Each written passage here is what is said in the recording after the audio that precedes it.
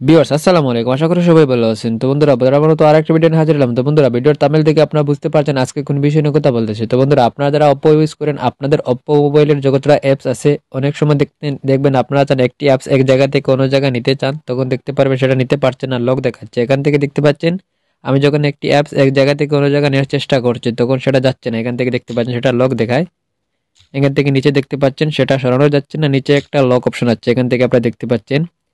যখন আপনারা এভাবে সেটা সরানোর চেষ্টা করেন, তখন যদি আপনার মোবাইলে এরকম লক দেখায়, তো সেটা আপনারা কিভাবে আনলক করবেন আজকের এই ভিডিওতে খুব সহজে আমি আপনাদেরকে দেখিয়ে দিই। তো এই সমস্যাটা কিভাবে সমাধান করবেন চলুন আমি আজকের এই ভিডিও দেখিয়ে দিই। কথা না বাড়িয়ে কাজে চলে যাই। তার আগে বলি, এরকম ইম্পর্টেন্ট ভিডিও আমার চ্যানেলে প্রতিরোজ আপডেট হচ্ছে, আপনার কাছে আসতে পারে। আপনি সবার আগে দেখতে চান তাহলে অবশ্যই চ্যানেলটি সাবস্ক্রাইব করবেন এবং লাইক শেয়ার কমেন্ট করতে ভুলবেন না। তো বন্ধুরা আপনার এই লকটা ক্যান্সেল করতে হলে সর্বপ্রথম আপনার মোবাইলের যে কোনো এক জায়গায় খালি এক জায়গায় এভাবে চাপ দিয়ে ধরবেন। আপনার Oppo মোবাইলে এক জায়গায় খালি এক জায়গায় এভাবে চাপ দিয়ে ধরবেন। চাপ দিয়ে দেওয়ার পর নিচে দেখতে পাচ্ছেন সেটিংস এর অপশন শো করছে, এখানে আপনারা ক্লিক করবেন। এখানে ক্লিক করার পর এরকম একটা ইন্টারফেস চলে আসবে। এখানে আসার পর উপরে দেখতে পাচ্ছেন একটা অপশন শো করছে লক হোম স্ক্রিন লাইট, তার পাশে দেখতে পাচ্ছেন একটি আইকন শো করছে, এটি অফ করে দেবেন। এটি অন থাকবে, এটি আপনারা এভাবে অফ করে দিবেন।